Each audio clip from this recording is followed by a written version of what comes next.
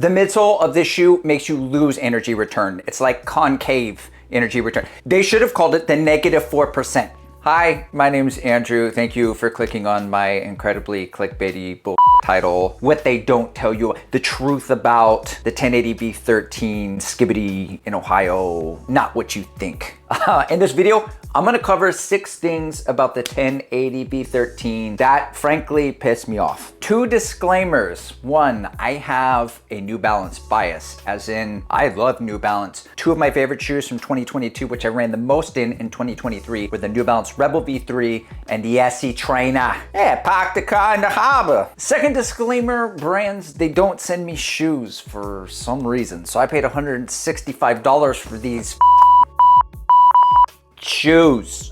Sorry, Mom. Okay, the second thing that's wrong with this shoe, and most importantly, that's why I put it at the top of the list at number 2, it's the ride. This shoe is 15 seconds slower at every pace that I run in. Like when my foot comes down, I feel like I'm stepping into kinetic sand or like cat litter, something sand-like. That's not actually sand, and I've never run through cat litter or kinetic sand, but you know what I mean. Like I have to work to get my foot out of there. It's kind of like running in a nightmare. You're having a regular old dream, and then you turn and suddenly there's like, I don't know, like a cyclops that's 30 foot and it's shooting lasers out of its eyes. I don't know. You gotta get out of there and you start running and you're just like trying to run as fast as you can, but you just can't get your legs going.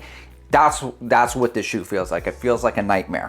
Correction, shooting lasers out of its eye, not eyes, because Cyclops only have one eye. Okay, lastly, on the topic of the midsole, the reason why I even wanted to make this video, I was out on a run last week and I was having such a hard time keeping my feet going. The friction from my right foot underneath the fat pad started to burn. I started to feel a hot spot. Like I couldn't run anymore. I had to step off to the sidewalk, take my shoe off and like look, make sure there was nothing in there. And then at the end of the run, as I got back to my house, I stepped up onto the curb and my ankle almost rolled, because the midsole is too soft. Long story short, too late, the midsole is too soft. Okay, now the first thing that's wrong with this shoe is that they're overhyped. To no fault to New Balance or the shoe, it's just they're overhyped. It's like the movie Robin Hood, one of the many Robin Hoods, the remake, directed by Ridley Scott, starring Russell Crowe. The same magical combination that gave us Gladiator in 1999.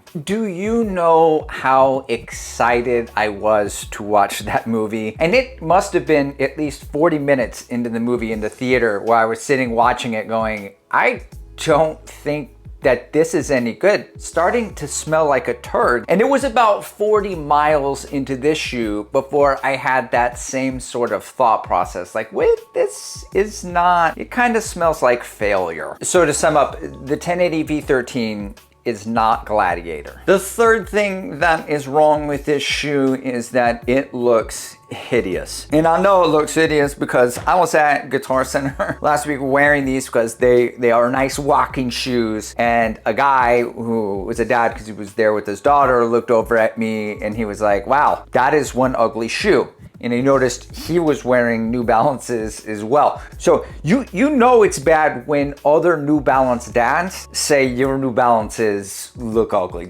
It's an ugly shoe.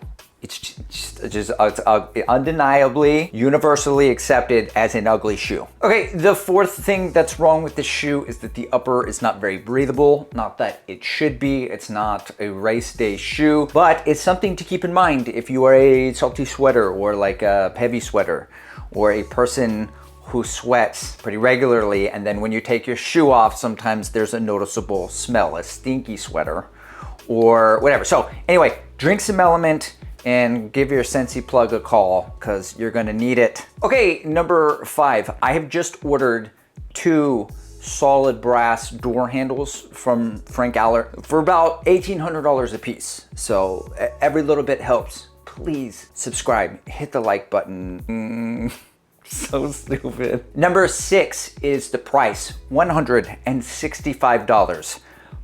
F me. I mean, it's like paying for insurance, right? But instead of getting medical coverage in case you get injured, you just get injured. Guys, jokes aside, I didn't pay $1,800 for those brass handles. I'm a jag, I'm just a guy, and so I buy last year's models of shoes for much cheaper. But even if I didn't, even if I bought all of the newest shoes at the highest prices you can, right? The Triumph is maybe $160, the Nova Blast 4 is $140. Basically, every shoe that's not a super trainer or a super shoe costs less than this shoe. Okay, and number 7, I'm gonna give you a bonus thing that's wrong with this shoe.